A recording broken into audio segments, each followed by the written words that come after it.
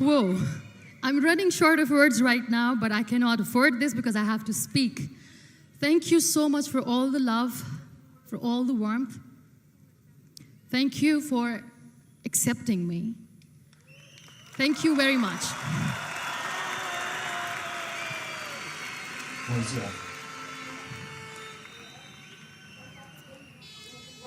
Well, I always start my talk with a disclaimer. And that disclaimer is that I've never claimed to be a motivational speaker. Yes, I do speak, but I feel more like a storyteller because wherever I go, I share a story with everyone. Well, it is a story of a woman whose perfectly imperfect life made her who and what she is today.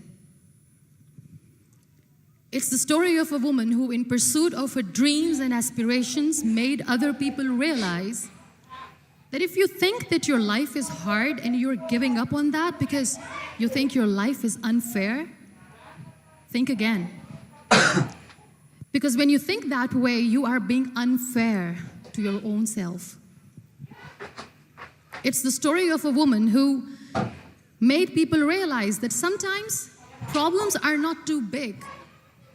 We are too small because we cannot handle them.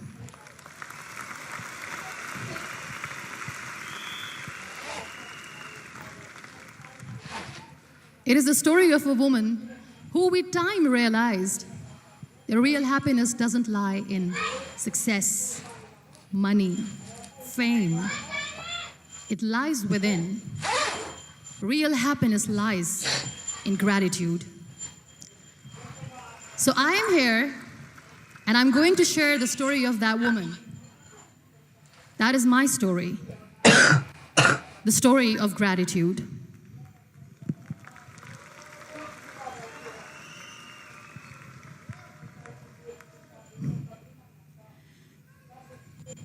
I love you too. I love you all. I believe in the power of words. Many people speak before they think. But I know the value of words. The words can make you, break you, they can heal your soul, they can damage you forever. So I always try to use the positive words in my life wherever I go. They call it adversity, I call it opportunity. They call it weakness, I call it strength. They call me disabled, I call myself differently abled. They see my disability. They see my disability, I see my ability. There are some incidents that happen in your life, and those incidents are so strong that they change your DNA. Those incidents or accidents are so strong that they break you physically. They deform your body, but they transform your soul.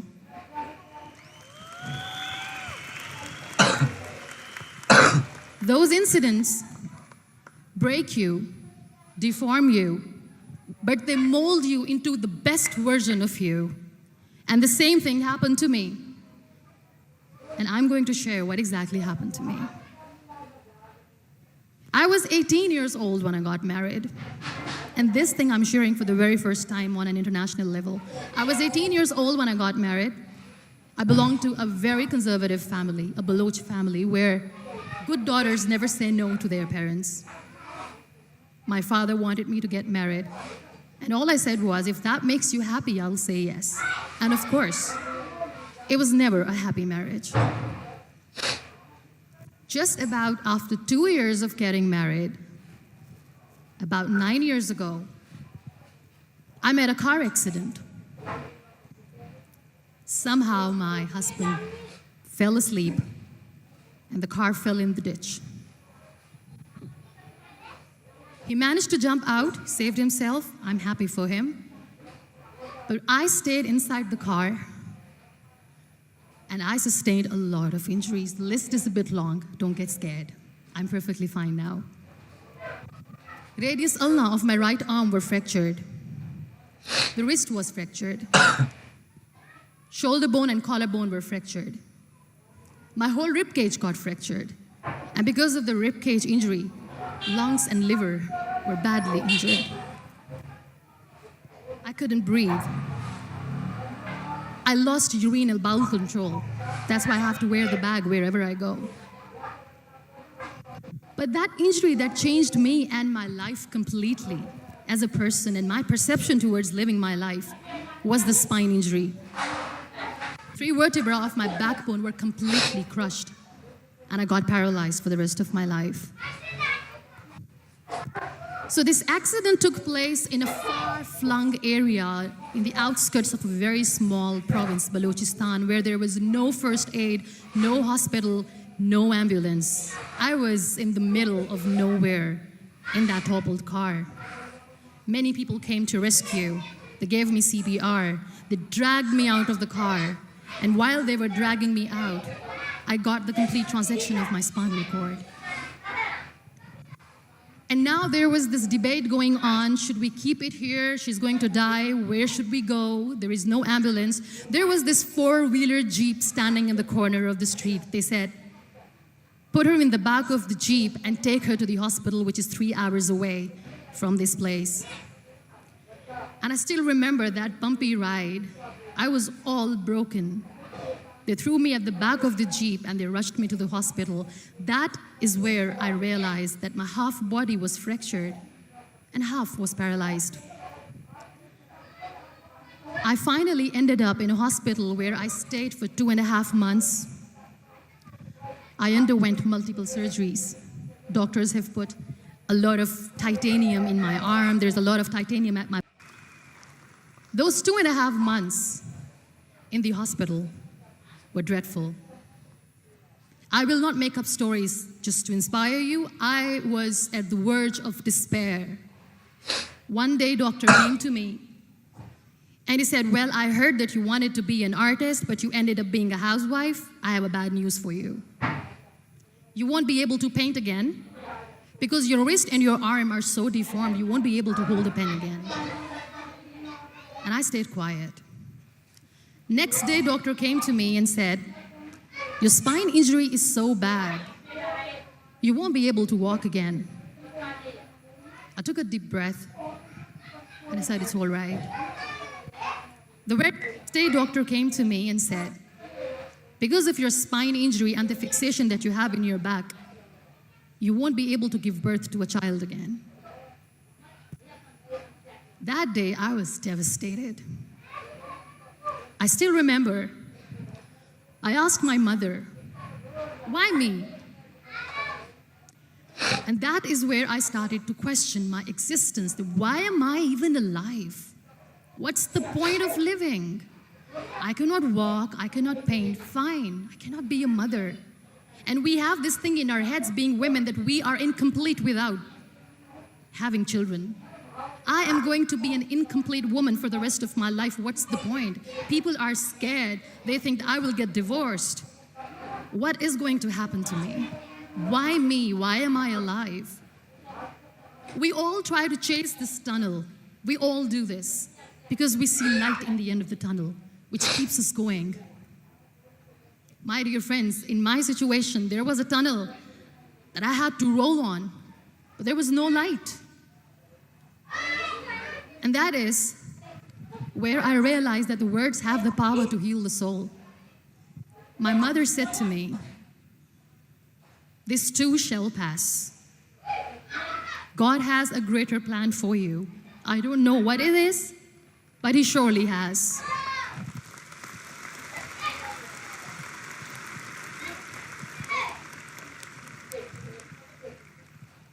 And in all that distress and grief, somehow or the other, those words were so magical that they kept me going.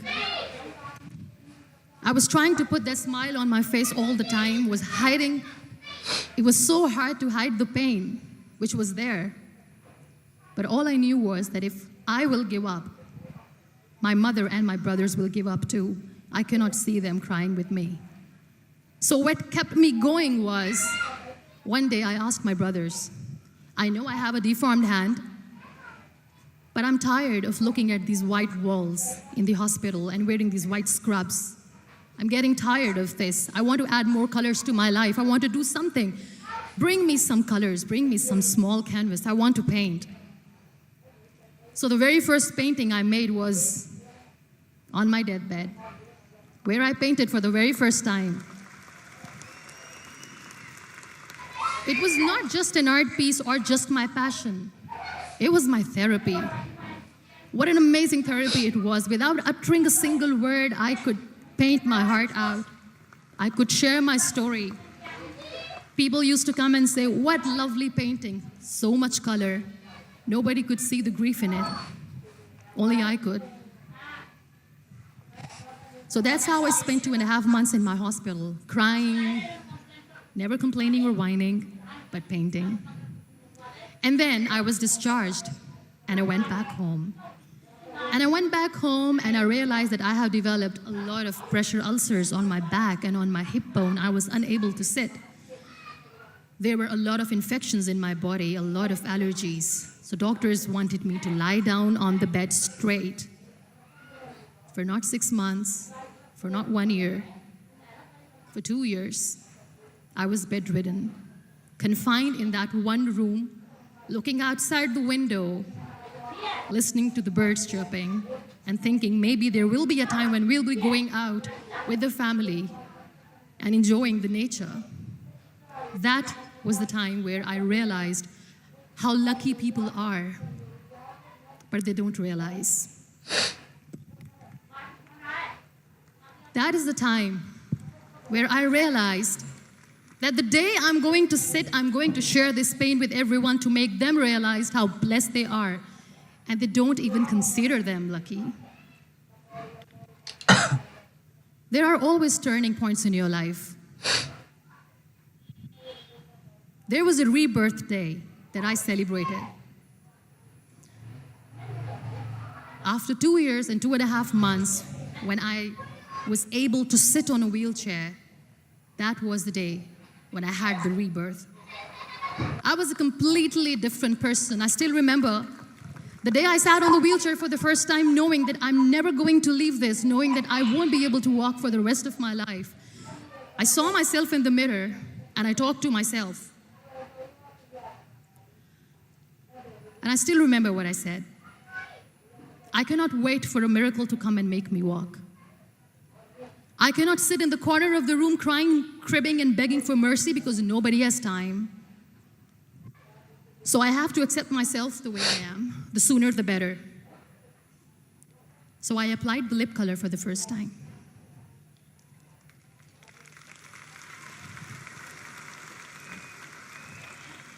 And I erased it.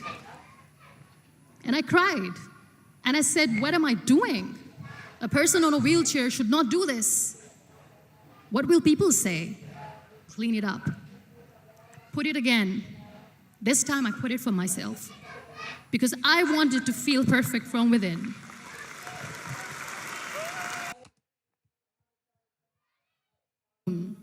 Fear of losing people. Fear of losing health, money. We want to excel in career. We want to become famous. We want to get money. We are scared all the time. So I wrote down one by one all those fears. And I decided that I'm going to overcome these fears one at a time. You know what was my biggest fear? Divorce. I couldn't stand this word. I was trying to cling on to this person who didn't want me anymore, but I said no. I have to make it work. But the day I decided that this is nothing but my fear, I liberated myself by setting him free. And I made myself emotionally so strong that the day I got the news that he's getting married, I sent him a text that I'm so happy for you and I wish you all the best. And he knows that I pray for him today.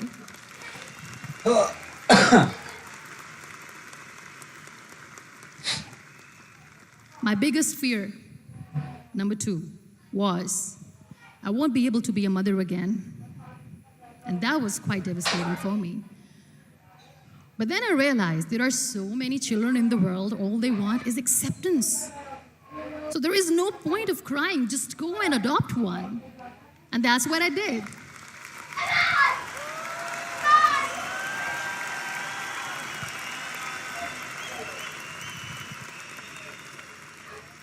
I gave my name in different organizations, different orphanages. I didn't mention that I'm on a wheelchair, dying to have a child. So I just told them that this is Muniba Mazari and she wants to adopt a boy or girl whatsoever, but I want to adopt a kid. And I waited patiently. 2 years later, I got this call from a very small city in Pakistan. I got a call and they said, "Are you Muniba Mazari? There is a baby boy and would you like to adopt?" And when I say yes, I could literally feel the labor pain. I said, yes, yes, I am going to adopt him. I am coming to take him home.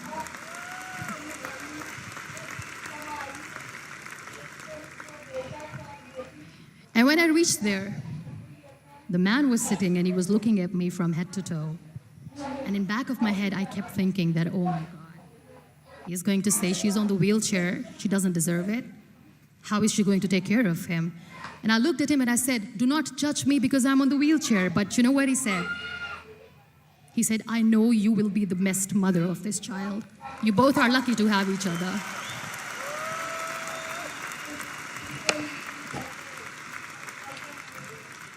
And that day, Niall was 2 days old, and today he's 6.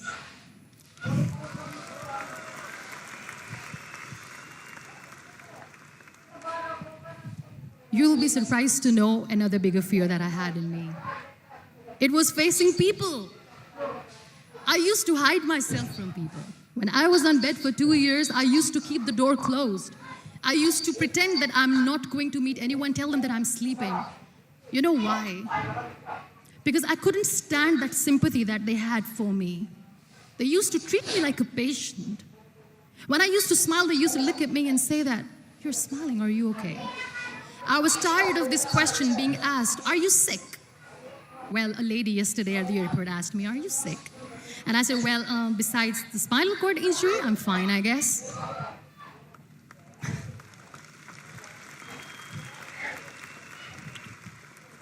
But those are really cute questions. They never used to feel cute when I was on the bed. So I used to hide myself from people, knowing that, oh my God, I'm not going to see that sympathy in their eyes. It's all right. And today I'm here speaking to all these amazing people because I have overcome the fear.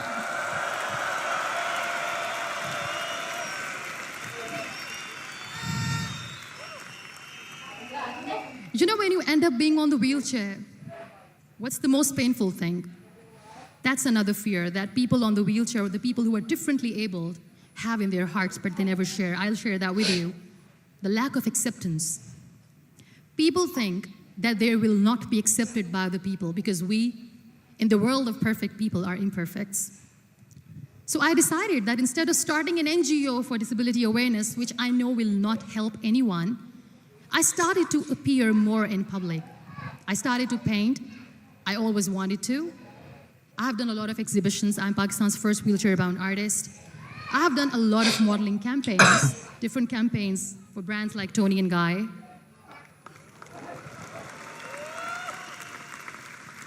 I have done some really funny, breaking the barriers kind of modeling. There was this one by the name Clown Town where I became a clown because I know that clowns have hearts too. And then I also decided that if I really want to make the difference, I am not going to let people use me for their polio campaigns where they will make you a victim and an emblem of misery and mercy and will say that, you know what, give polio drops to your children or they'll become like this girl. I decided that I'm going to join the national TV of Pakistan as an anchor person. And I've been doing a lot of shows for the last 3 years.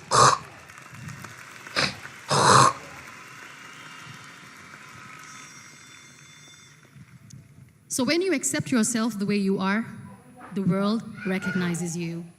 It all starts from within. Thank you. I became the National Goodwill Ambassador for UN Women Pakistan, and now I speak for the rights of women, children. We talk about inclusion, diversity, gender equality, which is a must. I was featured in BBC 100 Women for 2015. I am one of the Forbes 30 under 30 for 2016. And it all didn't happen alone. You all are thriving in your careers. You have bigger dreams and aspirations in life. Always remember one thing. On the road to success, there is always we, not me. Do not think that you alone can achieve things. No. There is always another person who is standing behind you, maybe not coming on the forefront, but behind you, praying for you and supporting you. Never lose that person. Never.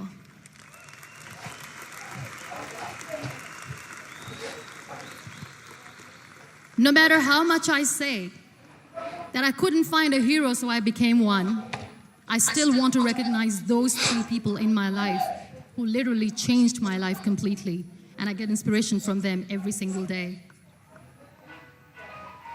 Waleed Khan. Many people know about the terrorist attacks in Pakistan. We have lost many people. And I'm sharing this with a very heavy heart because we actually have lost a lot of people in this huge turmoil of terrorism. These people are barbarians. They do not see people. They're even worse than animals. They have killed people in mosques. They have killed people in churches, temples, even in schools. There was this terrorist attack in Army Public School, Peshawar, where these terrorists entered in an examination hall and they killed our children. And in that attack, that day, this beautiful boy, Waleed Khan, who was my hero, my real life hero, was the proctor who was taking care of the students, was keeping an eye on the students. Those barbarians shot him 3 times in the face, 5 times on his body, and he fell down. I was asked to give a talk in the school after a week of that terrorist attack. With a very heavy heart, I went there and I spoke. We sang a few national songs. I thought that maybe I've done my part, but deep inside, it was killing me. I could see children injured. I could see children sitting on the wheelchairs, looking at me, wondering, what next? What was our fault? Just because we were here to give examination, we have been shot. So many people, so many children lost their friends. Their classrooms were empty. The next day they went to the classroom. So this kid, Waleed Khan, I was asked that he is in a hospital right now and you have to go and see him and motivate him and tell him that it's going to be okay. And when I saw Waleed Khan coming on the wheelchair for the first time in front of me, face was all deformed. His leg was fractured, his arm was fractured. He couldn't talk, he lost his teeth. He cannot sneeze, he cannot smell. He cannot eat. And I kept thinking, what should I say? That everything is going to be all right? No, nothing is all right. And while I was juggling with the words, what to say, what not to say, this beautiful child, Waleed Khan, came to me and he said, "Are you Muniba Mazari?" I said, "Yes." He said, "Baji, let's take a selfie."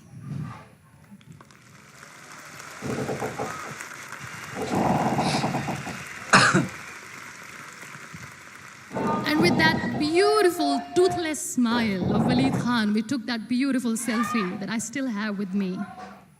I don't share that here because he was in a very bad shape that time. And that is where I realized that when I was thinking too much about his deformities, he's happy with himself. He doesn't even care. Because today he goes in the same school, and when somebody asks him that what happened to your face, why so many scars, you know what he says? "These scars are my medals and I wear them with pride."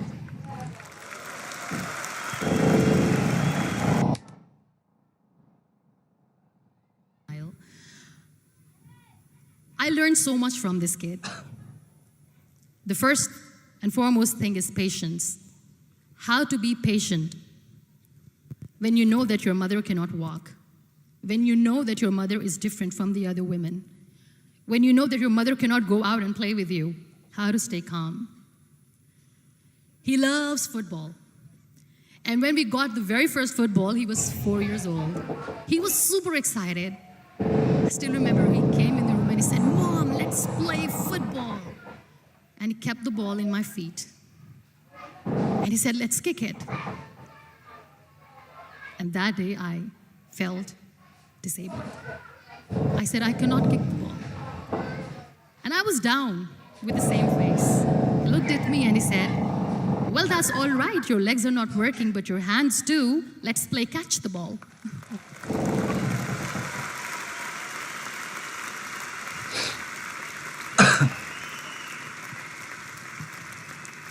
You know what? That day, he made me realize that when you think your glass is half empty, come on, your glass is half full.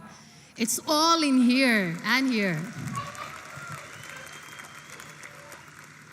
Last but not least, the woman who made me realize that heroes have no gender. The woman who believed in me even when I was completely at the verge of despair, where everybody left, she was there. And every time I looked at her, without saying anything, she used to look at me and said, this too shall pass. God has a bigger plan. And one day you will say that, oh my God, that is why God has chosen me. She never cried in front of me. She has always said that there will be haters, there will be naysayers, there will be disbelievers, and then there will be you proving them wrong. My mother.